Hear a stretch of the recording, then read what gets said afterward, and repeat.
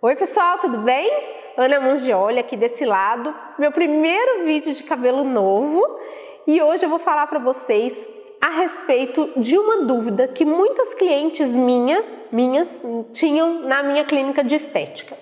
As minhas clientes geralmente chegavam sem saber qual é o tipo de gordura que elas tinham.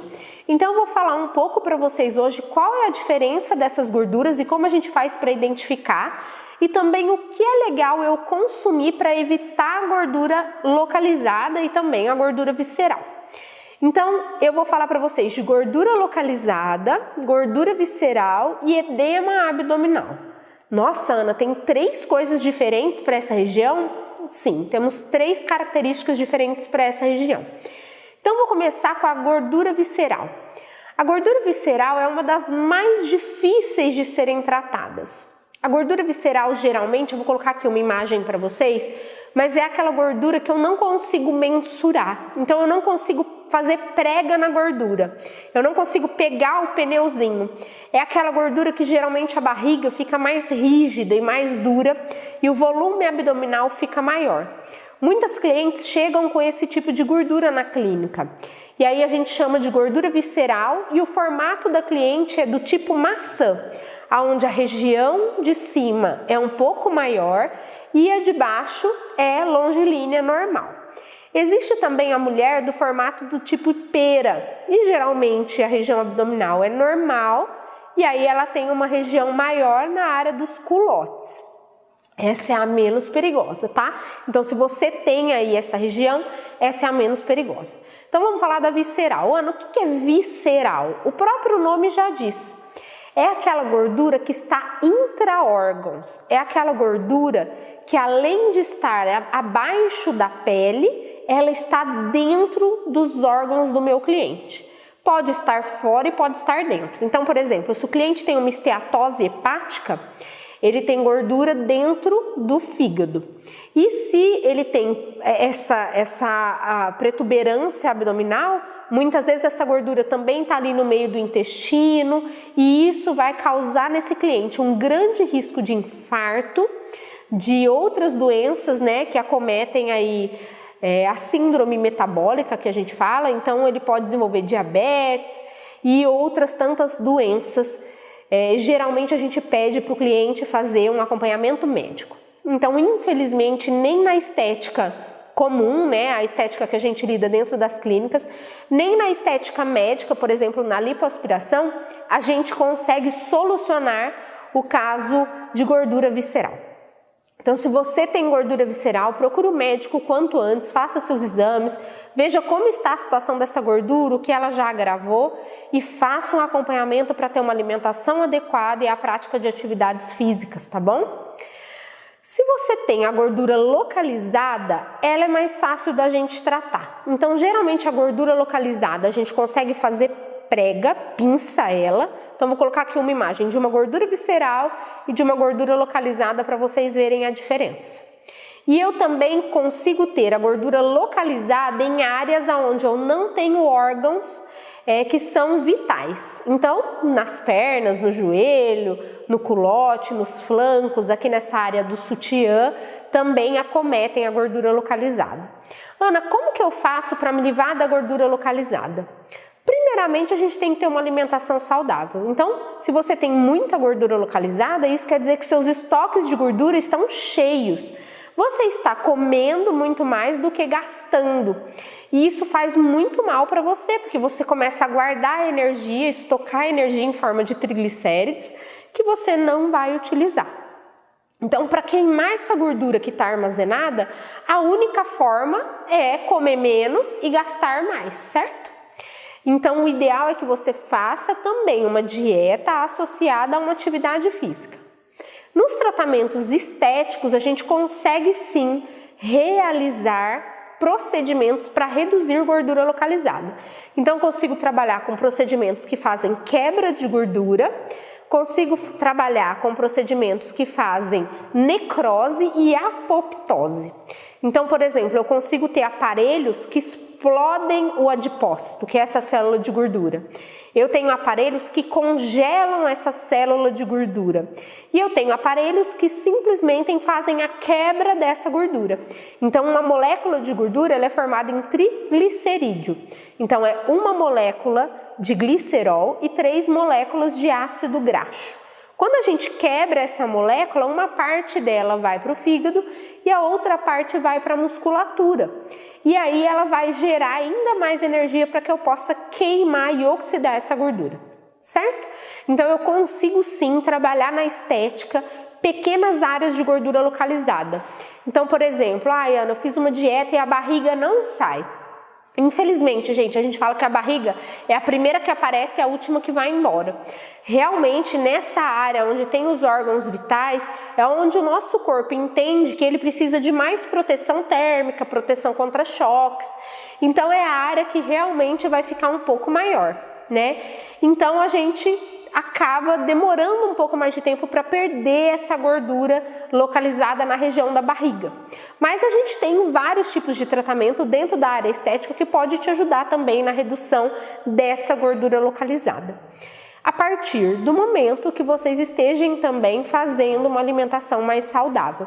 De nada adianta ir à clínica de estética, realizar um procedimento e continuar colocando caloria para dentro do adipócito, tá bom? Quando que eu tenho edema? O edema abdominal. O edema abdominal ele acontece quando a gente, por exemplo, levantou de manhã, colocou aquela calça jeans legal e ela fechou, tá perfeita.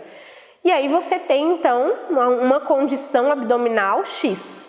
E aí durante o dia você se alimentou, bebeu água, trabalhou muito tempo sentado. E aí 6 horas da tarde você levanta e aquela calça jeans que estava tão bem de manhã agora está te apertando. Então você desabotou aquela calça jeans, você sente, por exemplo, que se você está de meia, você fica com a marca da meia. Então geralmente isso é acometido por edema, então é um inchaço localizado nessa região. Isso pode acontecer por vários motivos, pode ser sedentarismo, pode ser hereditariedade, pode ser falta de água e pode ser que você esteja se alimentando com muitos produtos industrializados, cheio de gordura hidrogenada e com alto índice de carboidratos e açúcares. Então o edema ele também acontece principalmente pelo sedentarismo e pela má alimentação, tá bom? O edema, é claro, é o mais fácil da gente solucionar, porque a partir do momento que eu tenho edema hoje e a partir de amanhã eu começo a ter uma vida mais saudável, eu começo a praticar um esporte, eu começo a fazer uma caminhada um pouco mais rápida e eu começo também a fazer uma drenagem linfática ou simplesmente me alimentar melhor, esse edema vai embora. Então eu consigo ter aí um resultado em 1 semana. Já a gordura localizada vai demandar mais tempo e disciplina e a gordura visceral um tratamento médico obrigatório. Eu trouxe aqui para vocês, então, alguns alimentos que podem nos ajudar neste processo aí de redução do edema e da gordura localizada.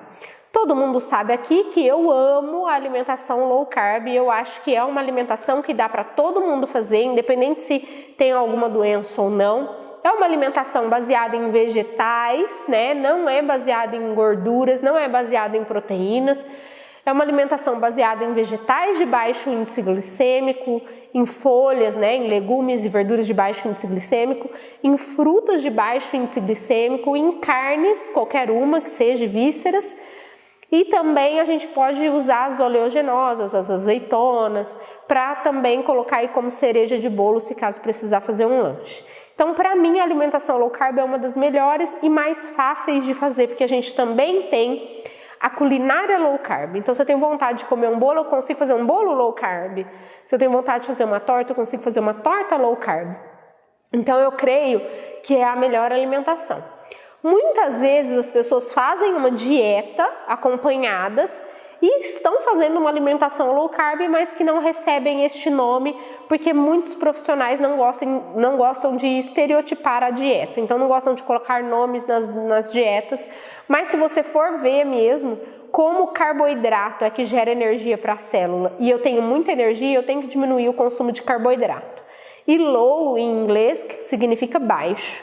Então, baixo carboidrato é a alimentação low carb. Então, todas as alimentações para redução de peso são low carb. Quer você queira ou não, ela vai ser uma alimentação com baixo carboidrato. Então, eu nunca vi nenhuma outra dieta, mesmo a de comer de 3 em 3 horas, que o pessoal ainda usa muito, mas que tenha lá um prato cheio de arroz, um prato cheio de macarrão, 3, 4 pães por dia. Isso não vai existir. Então, geralmente é ridicularmente usado 2 colherzinhas de arroz, 1 colherzinha de feijão, um meio pão sem miolo. E aí vão te enganando também, dizendo que é um outro tipo de alimentação, que na verdade, quando somada, dá uma alimentação low carb também. Ao meu ver, não funciona para mim, né, para minha pessoa, para Ana, porque eu tenho picos de insulina todo tempo e esses picos de insulina me geram fome e descontrole. Então, para Ana não funcionou, pode ser que para você funcione, mas eu também já tenho aí uma ideia de que se para você funcionasse, você não estaria acima do peso. Porque se você conseguisse se manter na medida, se você não tivesse perdido a mão, você não tinha engordado. Né? Então, para mim, uma pessoa que está acima do peso é uma pessoa que se descontrolou em algum momento. E geralmente esse descontrole vem do açúcar e vem do carboidrato, tá bom? Então, eu anotei aqui, eu vou dar uma olhadinha. O que seria legal a gente estar consumindo também para ajudar no edema, independente se está fazendo uma dieta low carb ou não, tá bom? Então, a primeira coisa aqui são as fibras. Então, eu preciso fazer uma alimentação rica em fibras. Vocês sabiam que o abacate é uma fruta muito rica em fibras, ela tem muito mais fibras, por exemplo, que o mamão. Então, se uma pessoa tem dificuldade de ir ao banheiro, geralmente elas falam, eu preciso comer mamão, porque o mamão me ajuda a ir ao banheiro. O abacate também vai te ajudar, porque ele é riquíssimo em fibras, aliás, muito mais do que o mamão, tá bom? O abacate também é rico em magnésio, mais do que a banana. Então, muita gente fala, eu tô com um pouco de cãibra, eu acho que eu tô precisando de magnésio, eu preciso da banana. A banana tem alto índice glicêmico. Então, o ideal é que vocês consumam o abacate, né? Porque o abacate vai ser uma fruta com baixo índice glicêmico, que vocês vão conseguir se alimentar sem dar picos de insulina e vão estar seguindo aí a sua alimentação low carb. Então, o abacate é a minha primeira dica. Depois, a gente tem algumas sementes que a gente pode usar, como a chia, a linhaça, que eu acho que é muito válido. Vocês podem consumir até 1 ou 2 colheres por dia. Pode misturar isso nos seus ovos, nos seus shakes, né? Para quem toma. Então eu posso fazer um shake de mamão, gente, eu tô com mamão na cabeça, né?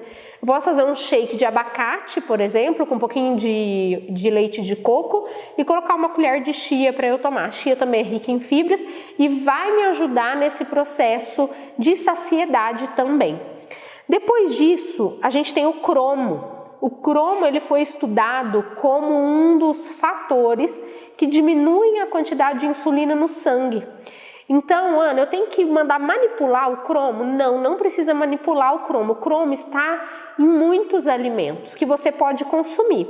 Mas se é um déficit, se você não gosta, aí sim você pode manipular. O ideal é consultar um profissional que possa poder indicar as miligramas que vocês precisam aí de acordo com o seu peso, sua idade, sua altura e seu sexo, tá bom? Então, quais são os alimentos aqui ricos em cromo? Primeiro é o brócolis. Gente, o brócolis, sabiam que o brócolis é ele está numa lista dos 10 melhores alimentos do mundo. Então, o brócolis ele é excelente, rico em vitamina C, fibras, então ele é rico em cromo também, pode te ajudar nessa suplementação. Depois tem canela, alface, cenoura crua, o pepino, a berinjela, o chuchu, o alho, a cebola, tudo tem cromo. Por isso que muitas vezes, se você se alimenta bem, você não vai precisar suplementar o cromo. O ideal é que você consulte um profissional para saber se realmente você precisa. O que eu vejo é que muita gente já tem uma alimentação saudável e suplementa vitamina sem precisar. Então, seu corpo muitas vezes excreta sem utilizar e você está literalmente jogando dinheiro fora, tá bom? O próximo aqui é o ômega 3. O ômega 3 também ajuda muito nessa parte de absorção das gorduras ruins e ajuda a baixar o colesterol. O ômega 3 ele tem principalmente nos peixes, né? Salmão, sardinha, pode ser atum também, podem ser os enlatados sem problema nenhum. o ideal é que a gente consuma esses alimentos pelo menos 2 vezes na semana.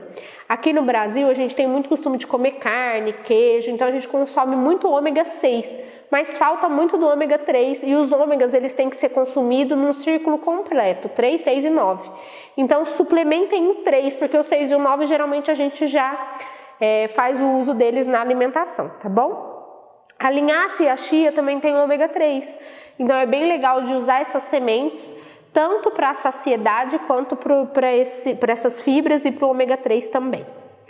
E eu coloquei aqui 3 alimentos que a gente pode utilizar como aceleradores do metabolismo, também para ajudar nessa gordura localizada que você tem aí. Pode ser que não seja na região abdominal, pode ser que seja no culote ou, sei lá, na parte do sutiã aqui nas costas, mas que você pode utilizar sem problema nenhum.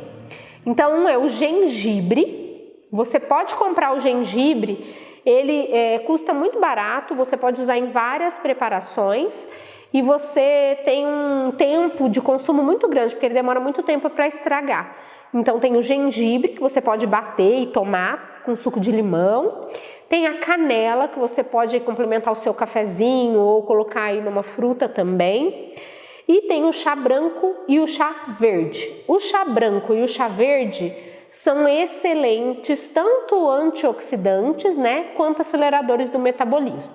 Mas, por favor, não vão adoçar o chá. O chá ele tem que ser tomado in natura. Eu sei que é muito difícil para quem está com o paladar acostumado com doce, né, com salgado, e geralmente tem essa dificuldade de ingerir um pouco o amargo ou o sabor natural dos alimentos.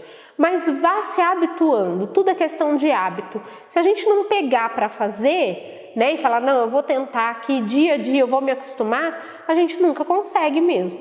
Então evitem o adoçante, muitas vezes tem gente que usa adoçantes que são sintéticos, adoçantes ruins, e aí todo o benefício do chá é finalizado ali com aquele adoçante que vai te trazer malefício. Além de tudo isso, a gente tem para a parte intestinais os probióticos. Os probióticos hoje, os 2 mais conhecidos são o kefir, a kombucha e também você pode consumir isso nos iogurtes. O kefir, vocês tem lugares de produtos naturais que vendem, mas geralmente vocês podem cultivar ele em casa. O kombucha também, tem empresas que já têm aí nos supermercados, nas casas de produtos naturais, mas você também consegue fazer em casa. Meu marido mesmo faz em casa. Qualquer dia eu vou ver se eu consigo gravar um vídeo aqui para ele mostrar para vocês como que ele cultiva, como que ele faz. Essa semana ele fez um de uva, ficou ótimo. E os iogurtes naturais. Sempre verifiquem a quantidade de ingredientes desse iogurte. O iogurte ele tem que ser natural. Você pode colocar sua chia, sua linhaça dentro desse iogurte, que vai ser excelente para o seu intestino. A saúde intestinal é um dos passos fundamentais para a gente ter qualidade de vida também. E eu trouxe aqui uma frutinha que chama Goodberry, que é uma frutinha vermelhinha, vou colocar uma foto aqui para vocês também, que é excelente, é rica em vitamina C e ela também faz com que essa gordura que a gente consome no dia a dia não seja tão absorvida pelo nosso organismo.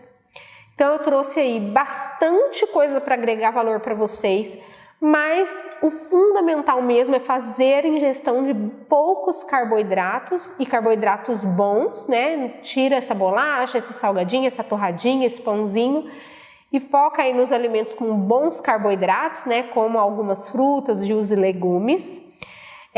Evitem as gorduras hidrogenadas. A gordura hidrogenada ela não tem papel fundamental no nosso organismo. Então, quando a gente come, nosso organismo não sabe o que faz com ela. Então, geralmente, ele estoca ela para dentro do adipócito. Então, esqueçam as gorduras hidrogenadas. A gordura hidrogenada é algo inventado. Então, ela não é biocompatível com o nosso corpo. Então, foque aí nos azeites, né, nas manteigas, no óleo de coco, que também é ótimo, rico em ácidos graxos, são excelentes para o nosso organismo.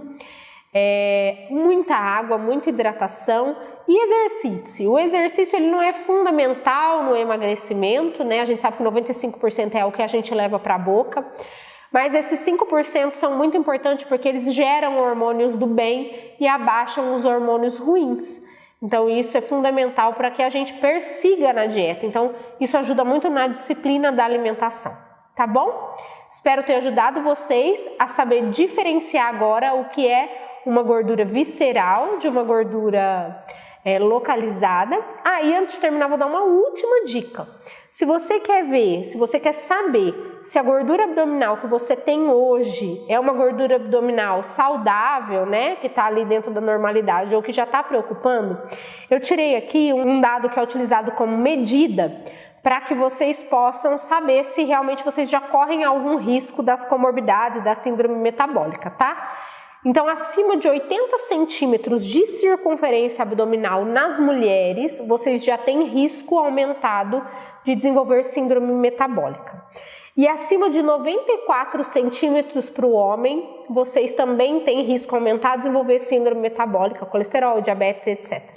Então, como que eu vou medir isso, Ana? Pega uma fita métrica, pode ser essa aí que está na sua casa mesmo, não precisa comprar nenhuma específica, e você vai medir isso em cima do seu umbigo.